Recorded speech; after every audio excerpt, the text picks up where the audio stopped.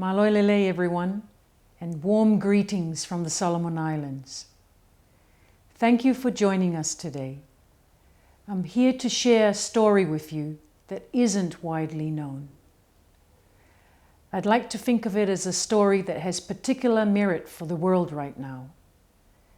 In a world increasingly divided, this is a tale of collaboration, cooperation, and communication across nations, organizations, and people. It's a small story with a big moral. I'd like to introduce you to our story of how the Pacific has achieved and maintained sustainability with our oceanic fisheries resources so that we continue to provide critical economic and social benefits to our people for generations to come. I'm humbled to be entrusted as the Director General of the Pacific Islands Forum Fisheries Agency. FFA has a very specific role.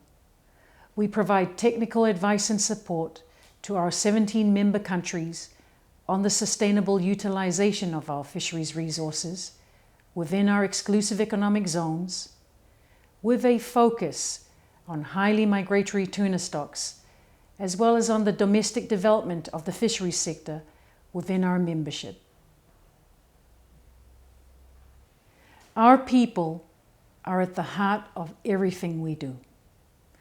Our collective vision is to ensure that our people will enjoy the highest levels of social and economic benefits through the sustainable use of our offshore fisheries resources.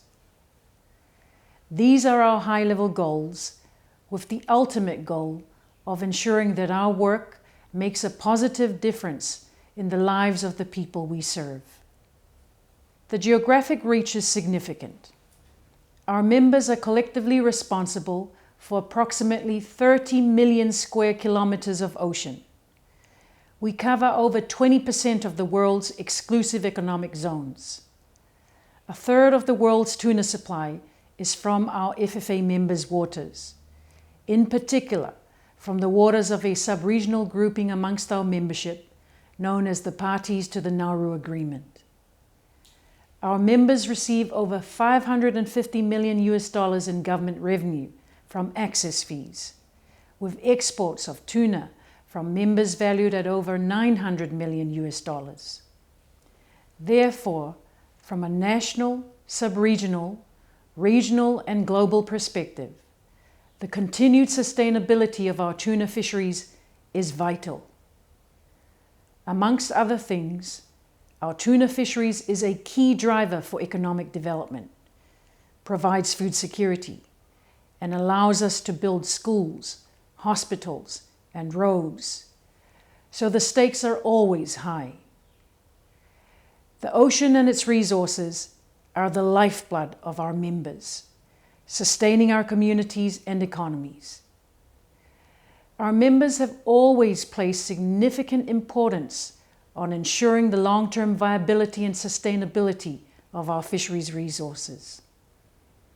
Even in the lead up to the founding of FFA in 1979, our members showed tremendous foresight by establishing our exclusive economic zones even before the adoption of the United Nations Convention on the Law of the Sea, giving sovereign rights in our exclusive economic zones out to 200 nautical miles. This ensured Pacific Island countries could play a long-term role in securing the future of the region's tuna stocks through ongoing cooperation. This is a slide we feel particularly proud of. This graph represents recent stock assessments from our colleagues at the Oceanic Fisheries Program of the Pacific Community. As you can see in the tall, bright blue column, yellowfin, big eye, skipjack, and albacore tuna are all fished at sustainable levels, which unfortunately is not the same in other oceans, as shown in the other columns. Our situation in the Pacific is unique. Our region is home to the largest tuna stocks in the world, and it is the only region in the world where the major tuna stocks are biologically healthy. and we have worked hard for this to be the case. It's an achievement that has been reached through grit, skillful negotiation, and communal goodwill. But most importantly, it has been achieved through the Pacific region working together to protect this important resource. The sustainability of our tuna stocks depends upon the ongoing success of work we are engaged in around ocean management and conservation, climate change, regional security, and maritime boundaries at both regional, sub-regional, and national levels. The basic premise of our members' approach is what we refer to as zone-based management. This approach is based on allocations of rights within a fishery to coastal states, who then exercise their sovereign rights to decide who can fish in their waters, under what conditions, within the agreed catch or effort limits. A successful example of this approach is the % Vessel Day scheme implemented by the 8 parties to the Nauru Agreement countries, plus Tokelau. Under the scheme, an overall limit on the total number of days that can be fished annually across all participant countries' EEZs is set, and then divided among the various EEZs. The participants can then choose how to use their share of days, either selling them to foreign or domestic fleets, or trading them with each other to account for variations in fishing patterns across EEZs. This system allows total stock exploitation levels to be managed and ensures that the stocks are not overexploited.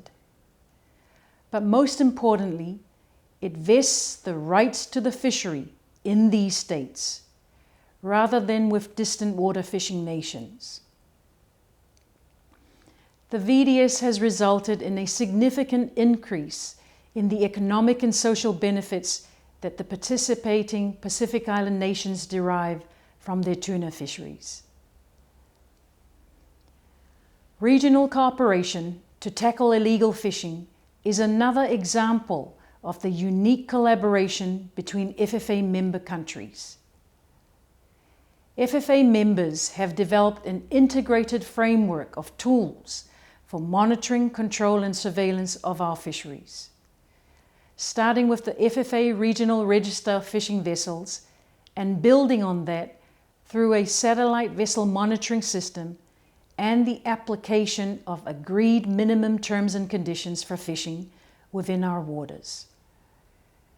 Today, FFA works with a number of partners to lead the delivery of the world's largest fisheries surveillance operations, involving all FFA member countries and Pacific Quad partners, Australia, New Zealand, US, and France, to address illegal, unreported, and unregulated fishing using cutting-edge technologies such as dark vessel detection systems and satellite-based remote sensing technologies.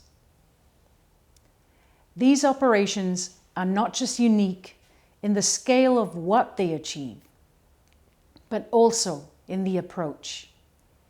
It isn't just about supporting the operation closest to your country. All members contribute resourcing and assets whenever they can, wherever they are needed. It's a Pacific-wide sense of community, helping each other wherever possible. It's our Pacific way. A final area I'd like to address is that of social responsibility and the treatment of those working in our fisheries sector. As I've outlined earlier, our tuna stocks are biologically sustainable, and there are significant economic benefits derived from this. However, it's never just about money. It's always about people. So there is also a fundamental need to ensure that workers in our fisheries sector are not victims of modern slavery, and working conditions are safe, with workers treated with respect and dignity. To help ensure this, FFA members have agreed a set of standards for working conditions for crew on fishing vessels that they license and are supporting the development of a measure on crew safety to apply across the entire Western and Central Pacific tuna fishery. I'd like to end my talk with a proverb from my home country, the Kingdom of Tonga. Whangota whai ki he katoawa. Fishing with a bag that has holes in it. This proverb shows that while you can have all the skills, if you don't work together, like a tightly woven basket, you will not succeed. I think this proverb is the perfect example of the importance of cooperation. May I suggest that we can all take a lesson from how the Pacific has achieved and maintained the sustainability of our valuable tuna fisheries. Work collectively, support one another, stay focused on the shared vision with people at the center of what you do. As we have shown in the Pacific, cooperation can have genuine, tangible outcomes for all our economies, our fisheries resources, and our people. Thank you.